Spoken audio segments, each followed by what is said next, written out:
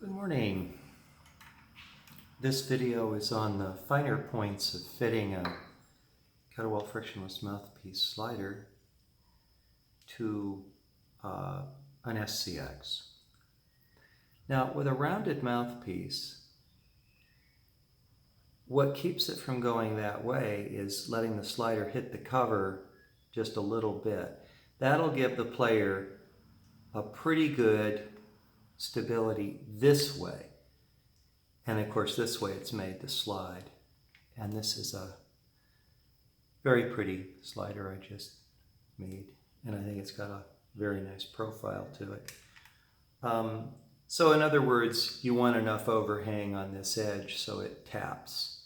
And that has to be done when you're creating it. I'll give you a little sound test on this.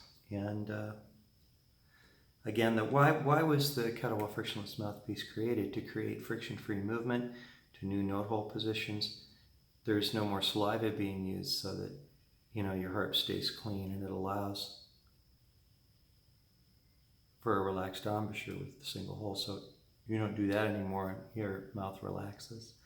It changes the tone for the better in some instances.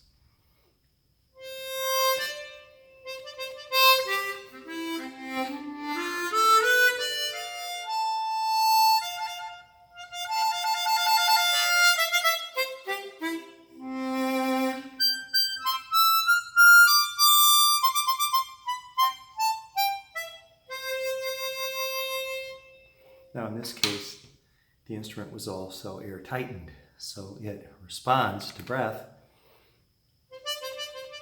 immediately, and that was done by sanding the top of the comb, the black comb.